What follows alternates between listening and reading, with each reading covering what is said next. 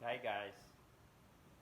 I'll just try to make a short video. I just wanted to make a little bit of a update on how we're doing, what we're doing. So deliveries are taking forever, but so we're pretty much all piped in and we're all coppered, like we were talking about with the all the turns and elbows and fittings and stuff. It's a cheaper way just to copper it. So these just get drop ears. And if somebody's doing this, just make sure you do have like a couple of points to lock your ear in, because sometimes when you go to put your space nipple in and they spec it those to be brass or copper, I forget now, but maybe brass nipple. Sometimes you got to crank on it a little bit more than you normally would, just to get the body jet where it belongs on the tile, the finish. So we only had 4, and like we said, we're coming out of the valve on each side of our valve,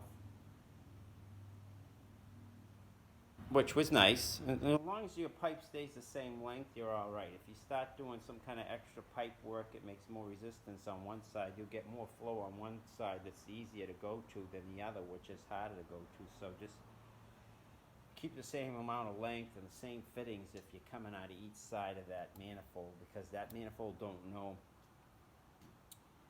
which side to make the water go equally to. It just sends it to the path of least resistance, so just make sure they're equal.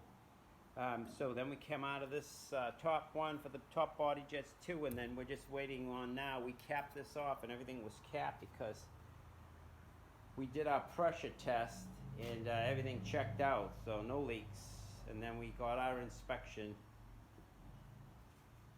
and we passed our inspection for the plumbing test. So we're just waiting on a rough-in for a shower head, and then that plumbing's 100% all roughed in, hot and cold water supply and drains. So we did rough in for our baseboard heat. We just left the whip up here where we're going to tie in, but all our runs go right down to the basement into the boiler room. So all our runs are made, and we're ready when we go put our boiler in, just to hook up our supply lines, and then we'll start doing our zones. This bathroom has its own zone, and that's why you see these notches in the studs. It's a heat niche detail, and the baseboard heat is actually flush with the wall, and it's the tile comes down, and it's a slot for the air to come in and the heat to come out. So we had put that detail on all our studs, and that notch detail made a nice spot for a pipe chase and electrical wire chase. We're going to run our wiring down through there now too. The baseboard pipe that doesn't have fins on it goes down through there, and then it comes out and becomes fins here, and then the tile goes up and around, so it's waterproofed, and the fins come out over in here. And we'll show you as that goes, but there's the other end of the loop, and that's the return, and then that just goes down over here, which we just pegs down, because we're making one continuous run from here down to the boiler room. There's no fittings. Goes down as one length of pipe. Same with the hot and cold water feed. So we cop it here, and we're gonna come over here, and we're gonna sweat on the fin tube there. We'll insulate that pipe too from there on. But we put these PEX fittings here because this is where we had our long runs of pipe that we didn't need fittings for. And it just saved on the money, and then if something did happen down the road, it isn't a big deal. This is drywall here on just a little wing wall in the bedroom, and on this side is a closet. So just knock the... Something happens, cut out the drywall, replace the fitting, and you're good to go. So so what we're doing now is rough wiring. So we got our plumbing out of the way. We made all our niches for our vanities. They're inset. Shampoo and soaps, niche, and then what we're gonna do is run some. We got 18.5. We got some low voltage LED colored lights. DC converts to an AC. AC converts to DC, and the light is powered by DC, and those change colors. So we're gonna put a little strip in that niche. We'll put a strip in that niche at the top, this niche, and then we'll probably end up running a colored one on the inside of that planter niche to shoot the plants and make shadows on the ceiling.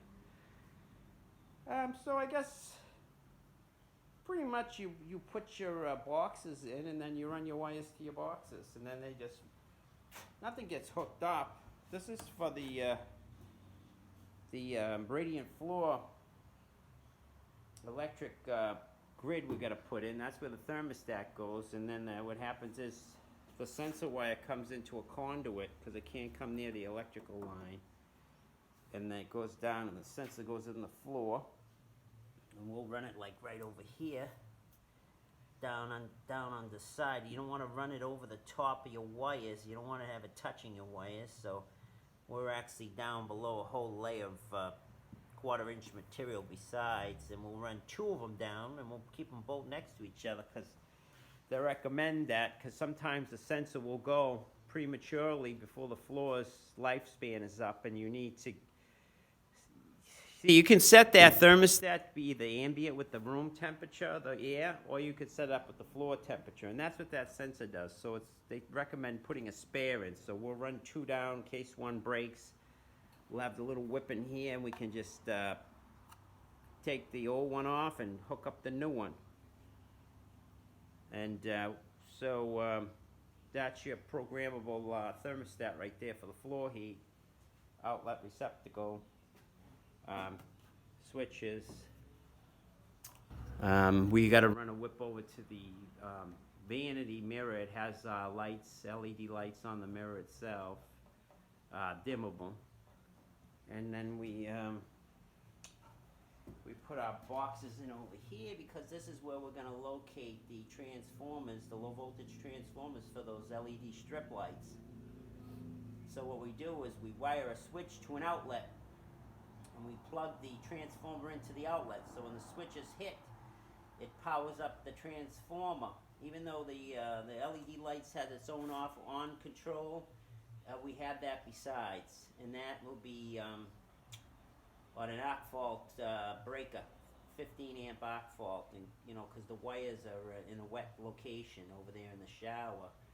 And then the bottom one, or whichever one, will be for the hot tub, because the tub has a pump in it for a bubble jet massage, and it has a heat in the seat, and it also has lights. So that will be a GFI 20 amp, and then the other ones are for the low voltage. But this is a nice spot to get at, because the transformers, some over the years, could go down, and you get at them right from there. And so we're drilling up holes to run our rough wires, and what we did here now is we put a little Subpanel here because a lot of things are GFI protected in this bathroom, and they're sensitive, so sometimes they trip off, and rather than go to the service somewhere else, if something happens, we can just get right here behind the door, and we'll kind of camouflage it to look like the wall. It won't stick out as a panel. It will kind of blend in the door swings here, and then we can get at the panel box, saving us on our wire a lot of runs. So we have a Subpanel, have a few breakers in here to accommodate the bathroom, all the power in the bathroom. And that's pretty much it, guys. We're on our rough wiring. The plumbing's all done, it's all passed. We're waiting on the shower head, and that's everything's 100% there, and we're going to start working on our niches, and power. Rough wiring for power. So that's pretty much it. Drill some holes, run some wires, and then we tuck the wires in the boxes. And when the time comes, the finishes are all on, we hook up the finished fixtures. These boxes here are nice because they're adjustable, so you can get in here and slide this box in and out with this little screw, depending upon where your finish ends up. Because that gets 3/4 inch plywood with a 1/2 inch tile, then set it on there, and you don't know exactly where it is, so you can just open this up, and we'll leave room in our whips so this box could pull out, and then we're good. This particular outlet, you see, that's where the vanity goes. That's for the blow dryer. That's, you put a blow dryer in a drawer and it plugs in there, and that's a blow dryer, dedicated circuit just for the blow dryer, hair dryer. And then the vanity itself, it has a bunch of outlets and power supply to that. So, but it's basic wiring. But that's where we're at. This is what we're doing. So I guess that's all we have to share for now. But as we get more things to share, we'll share with you. These things here are just temporary till all your finishes come on, and then they pop off, and then the finished fixture goes on there. So that's how that looks. All right, guys, that's it for now. Have a good weekend. We'll see you on the next one. Take it easy.